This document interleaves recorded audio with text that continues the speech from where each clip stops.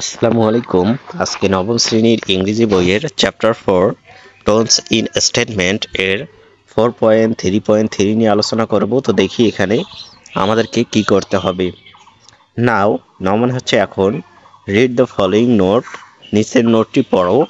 On the author first, প্রথমে লেখক সম্পর্কে, অর্থাৎ এখানে লেখক সম্পর্কিত বা লেখক পরিস্থিতি দিয়েছে, এটাই আমাদেরকে পড়তে বলা হয়েছে। অ্যান্ড দেন দ্য টেক্সট, এবং তারপরে টেক্সট পড়তে বলা হয়েছে। অর্থাৎ প্রথমেই এখানে একটি লেখকের পরিস্থিতি দিয়েছে, ইংলিশ লেখক, এবং তারপরে সেই লেখকের একটি টেক্সট বা একটি অনুচ্ছেদ দিয়েছে, সেটা আমাদেরকে পড়তে হবে। তো প্রথমেই আমরা এই 4.3.3 এর নির্দেশনা অনুযায়ী প্রথমে আমরা নোটটি পড়ব অথর বা লেখক সম্পর্কে, এবং তারপর আমরা যে লেখকের যে টেক্সটটি রয়েছে বা অনুচ্ছেদটি রয়েছে সেটা নিয়ে আলোচনা করব। নোট অন দ্য অথর, অথরের উপর যে নোটটি রয়েছে সেটা এখন আমরা দেখি। জেন অস্টিন, জেন অস্টিন হচ্ছেন একজন লেখক, এবং তার জন্ম হয়েছিল 1775 এবং তিনি মৃত্যুবরণ করেছিলেন 1817 সালে। তো এখানে বলা হয়েছে Jane Austen was a famous English author renowned for her masterpiece Pride and Prejudice. তো জন অস্টিন একজন ফেমাস বা বিখ্যাত একজন ইংলিশ লেখক বা ইংলিশ লেখিকা, যিনি পরিচিত বা জনপ্রিয় তার হার মাস্টারপিস, মাস্টারপিস মানে হচ্ছে সেরা লেখনী, প্রাইড অ্যান্ড প্রেজুডিস। এই প্রাইড অ্যান্ড প্রেজুডিস হচ্ছে একটা উপন্যাস, এই যার জন্যই মূলত এই জেন অস্টিনটা বিখ্যাত হয়েছে। রিনোড মানে বিখ্যাত, অর্থাৎ জনপ্রিয়তা পেয়েছে for her masterpiece prize and prejudice. Masterpiece মানে হচ্ছে সেরা লেখনী, সেরা লেখনীটি কোনটা? এই প্রাইড অ্যান্ড প্রেজুডিস। অথর মানে হচ্ছে লেখক, ফেমাস মানে আমরা সবাই জানি বিখ্যাত। এরপর দেখি her stories beautifully capture, capture মানে ধরে রাখা, how people behave and interacted in the 19th century. তার যে গল্পগুলো সেগুলো বিউটিফুলি বা খুব সুন্দরভাবে ধরে রেখেছিল বা তুলে ধরেছিল কিভাবে মানুষ বিহেভ মানে কি আচরণ করেছিল, এবং ইন্টারেক্টেড মানে মিথস্ক্রিয়া, অর্থাৎ একে অপরের সাথে কিভাবে কথা বলেছিল, কিভাবে আচরণ করেছিল, কোন কাজগুলো করেছিল, সেটাই হচ্ছে ইন্টারেক্টেড, মিথস্ক্রিয়া ইন দ্য 19th সেঞ্চুরি। মানে থেকে মানুষ কিভাবে একে অপরের সাথে ব্যবহার করেছিল, কিভাবে আচরণ করেছিল, সেটা খুব সুন্দরভাবে তার গল্পগুলোতে তুলে ধরেছেন তিনি। With her clever humour and careful observations, তার যে হাস্যরস, ক্লিভার মানে বুদ্ধিদীপ্ত, হাস্যরস কৌতুকপূর্ণ, এবং কেয়ারফুল অর্থাৎ সতর্কতার সহিত পর্যবেক্ষণ, অবজারভেশন হচ্ছে পর্যবেক্ষণ। Austen's books are still loved today, অস্টিনের বুকগুলো বা যে বইগুলো রয়েছে সেগুলো এখনও মানুষ পছন্দ করে বা মানুষ ভালোবাসে। কেন ভালোবাসে? উইথ হার ক্লিভার হিউমার মানে বুদ্ধিদীপ্ত, হাস্যরসাত্মক মানে কৌতুকপূর্ণ যে তার কথাগুলো রয়েছে, কথার ধরন বা লেখনির ধরন, এবং কেয়ারফুল অবজারভেশন অর্থাৎ সতর্কতার সহিত পর্যবেক্ষণ, সেটাই তার যে বইগুলো রয়েছে, তার এই যে দুটো গুণ রয়েছে, এই দুটো গুণই কিন্তু তাকে, তার যে বইগুলো রয়েছে সেটা আজও মানুষ পছন্দ করে। স্টিল মানে এখনো মানুষ পছন্দ করে। She is considered a classic writer who understood society deeply and wrote stories that are truly special. She is considered মানে হচ্ছে তাকে বিবেচনা করা হয় এ ক্লাসিক রাইটার, একজন উঁচু মানের লেখিকা, who understood society deeply,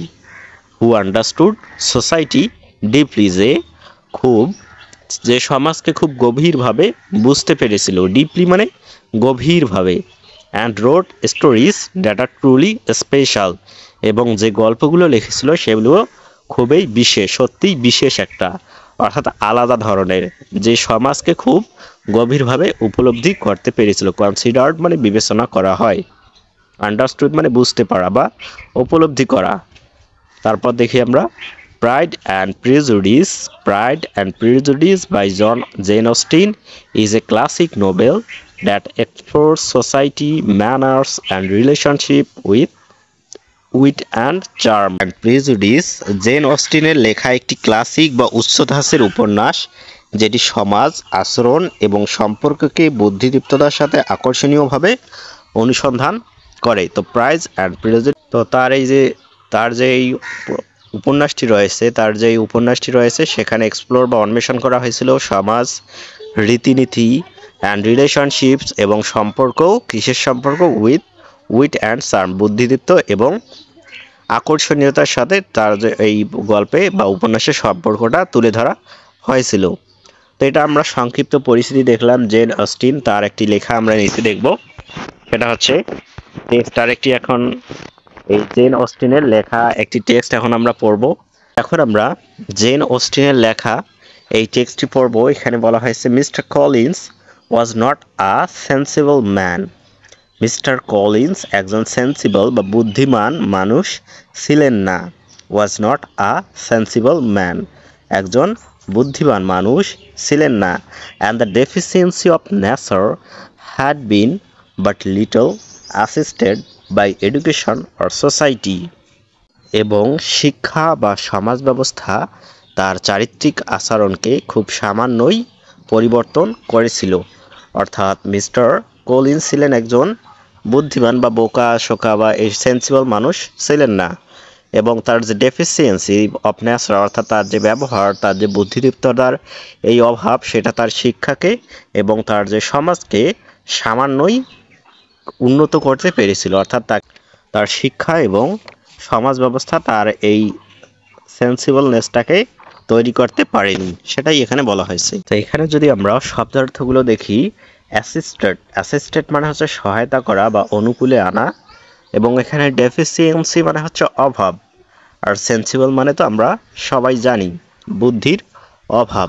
তো এরপর আমরা দেখি the greatest part of his life having been spent under the guidance of an illiterate and miserly father.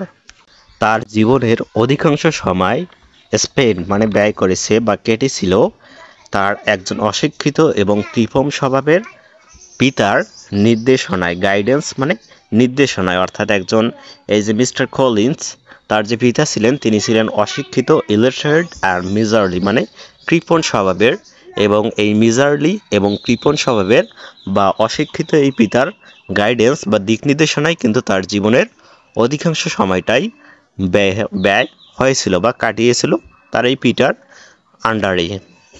এরপর দেখি and though he belong to one of the universities, যদিও সে একটা ইউনিভার্সিটিতে পড়াশোনা করেছিল বা একটা ইউনিভার্সিটির অন্তর্ভুক্ত ছিল, এই মিস্টার কলিন্স কিন্তু সেন্সিবল ছিল না, কিন্তু সে কিন্তু একটা ইউনিভার্সিটিতে পড়েছিল। বিলংড মানে অন্তর্ভুক্ত থাকা। Though he belong to one of the universities, যদিও সে একটা ইউনিভার্সিটিতে অধ্যয়ন করেছিল। He had merely kept the necessary terms. এখানে মেয়ারলি শব্দের অর্থ হচ্ছে কেবল, সে কেবলমাত্র বা শুধুমাত্র যে নেসেসারি টার্মস বা নেসেসারি বা প্রয়োজনীয় যে সম্পর্কগুলো ছিল সেগুলোই বজায় রেখেছিল। কেপ মানে ধরে রাখা, ওগুলোই ধরে রেখেছিল। Without forming at any useful acquaintance, অন্য কোনো আলাদা গুরুত্বপূর্ণ বা ব্যবহারপূর্ণ কোনো পরিস্থিতি সে তৈরি করেনি। ইউজফুল মানে গুরুত্বপূর্ণ, সে কোনো গুরুত্বপূর্ণ কোনো নিজের কোনো পরিস্থিতি তৈরি করেনি, সে শুধু তার যে প্রয়োজনীয় সম্পর্কগুলো ছিল সেগুলোকেই ধরে রেখেছিল। হি হ্যাড মেয়ারলি মানে কেবল, কেপ মানে ধরে রাখা, নেসেসারি টার্মস মানে প্রয়োজনীয় সম্পর্কগুলো, অর্থাৎ সে শুধু প্রয়োজনীয় সম্পর্কগুলোকে ধরে রেখেছিল। তার যে আলাদা একটা পরিস্থিতির দরকার, তার যে আলাদা একটা সত্তা দরকার, সেটা কিন্তু সে তৈরি করতে, ফর্মিং মানে তৈরি করা, সেটা তৈরি করতে সে ব্যর্থ হয়েছিল। অ্যাকুয়েন্টেন্স মানে হচ্ছে পরিস্থিতি। তো এরপর আমরা দেখি the subjection in which his father had brought him up had given him originally great humility of manner.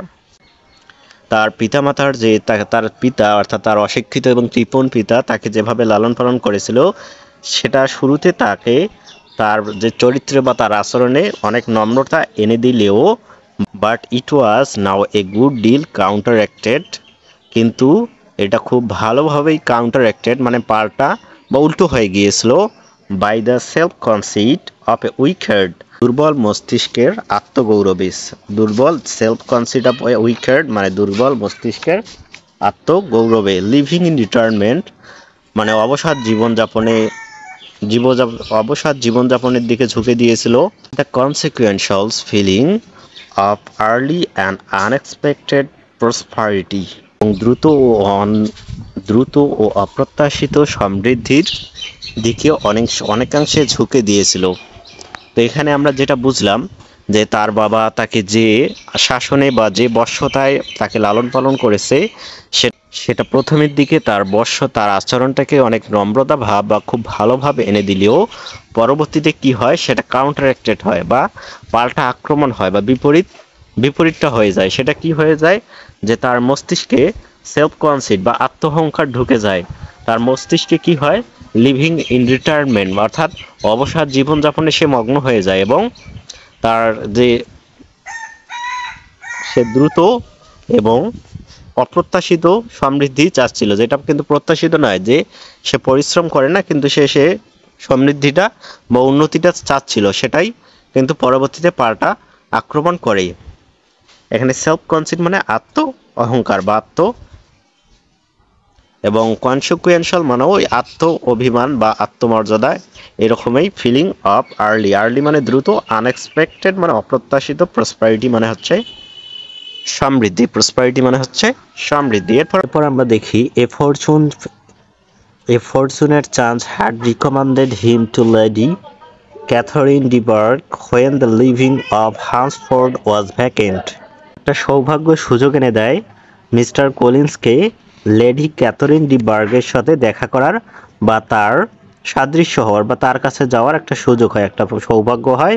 কোনো এক সৌভাগ্যবশত তার কাছে এই মিস্টার কলিন্সের কাছে এই সুযোগটা আসে ক্যাথরিন ডি বার্গের সাথে দেখা করার। কখন? when the living of Hunsford was vacant, যখন এই হান্সফোর্ড একটা জায়গা বা একটা বাড়ির নাম সেটা খালি হয়ে যায়। যখন এই জায়গাটা খালি হয়ে যায় তখন ডি বার্গ সেখানে একাই ছিল এবং মিস্টার কলিন্স সেখানে এই ক্যাথরিন ডি বার্গের সাথে দেখা করার সুযোগ পান বা তার সাথে থাকার সুযোগ হয়। and the respect which he felt for her high rank, এবং যে ক্যাথরিন ডি বার্গ ছিল তার জন্য তার যে উচ্চ মর্যাদা ছিল বা উচ্চ পদ ছিল তার জন্য কিন্তু এই মিস্টার কলিন্স তাকে একটা সম্মান দিত বা সম্মান করত, একটা সম্মান অনুভব করেছিলেন। and his veneration for her as his patroness, এবং একজন পৃষ্ঠপোষক হিসেবে তাকে সম্মান অনুভব করা বা তাকে একটা শ্রদ্ধা ভক্তি করেছিলেন। ভেনারেশন মানে শ্রদ্ধা করা। এখানে প্যাট্রনেস বলতে এই ক্যাথরিন ডি বার্গ অর্থাৎ এই মিস্টার কলিন্সের পৃষ্ঠপোষক হচ্ছেন Catherine de Bourgh. Mr Collins মনে করেছিল সে যেহেতু উচ্চ পদে, তার কাছে যদি আমি যাই বা তার সাথে যদি আমি কথা বলার সুযোগ পাই তাহলে আমার মর্যাদাটাও বেড়ে যাবে। Mingling with a very good opinion of himself, অর্থাৎ তার সম্পর্কে তার যে একটা ধারণা, উচ্চ ধারণা ছিল, সে নিজের দাম্ভিকতা এটা ধরেছিল, অর্থাৎ তার সম্পর্কে তার ভালো ধারণা ছিল, সে সবচেয়ে ভালো সবচেয়ে শ্রেষ্ঠ এরকম একটা ধারণা ছিল। Of his authority as a clergyman, এখানে ক্লাজিম্যান অর্থ হচ্ছে পাদ্রী, অর্থাৎ পাদ্রী হিসেবে তার যে একটা কর্তৃত্ব ছিল সেটা সে প্রকাশ করেছিল। তার এমনিতেই তার একটা আত্মঅহংকার ছিল এবং ক্লাজিম্যান বা পাদ্রী হিসেবে তার একটা কর্তৃত্ব ছিল যখন সে এই ক্যাথরিন ডি বার্গের সান্নিধ্যে আসে। and his right as a rector made him altogether a mixture of pride and obsequiousness, self-importance and humility. একজন পুরোহিত হিসেবে অধিকার সব মিলিয়ে তাকে সম্পূর্ণরূপে গর্ব এবং চাটুরিকতা, আত্মঅহংকার এবং বিনয়ের মিশ্রণে গঠিত ব্যক্তিতে পরিণত হয়েছিল। এখানে অবসিকুয়েন্সনেস মানে হচ্ছে চাটুকারিতা, সেলফ ইম্পর্টেন্স মানে যে নিজেকে বেশি গুরুত্ব দেয়, হিউমিলিটি মানে এখানে তার যে ঔদ্ধত্যা সেটাকে বোঝানো হয়েছে, মিক্সার মানে মিশ্রণ, অল টুগেদার একসাথে। রেক্টর শব্দটির অর্থ হচ্ছে পুরোহিত, রেক্টর মানে পুরোহিত। তো এখানে আমরা মিস্টার কলিন্স সম্পর্কে জানলাম, মিস্টার কলিন্স। তো আজকের ক্লাসটি এই পর্যন্ত, আশা করি তোমাদের ভালো লেগেছে। ভালো লেগে থাকলে অবশ্যই কমেন্ট করে জানিয়ে দাও। পরবর্তীতে আমরা এই যে প্রশ্নগুলো রয়েছে সেই প্রশ্নগুলো নিয়ে আলোচনা করব পরবর্তী ক্লাসে। সেই ক্লাসটি আমার এই চ্যানেলে দেয়া থাকবে, তোমরা এই চ্যানেলটি চেক করে ক্লাসটি করে নিতে পারো। আজকের ক্লাসটি করার জন্য অসংখ্য ধন্যবাদ।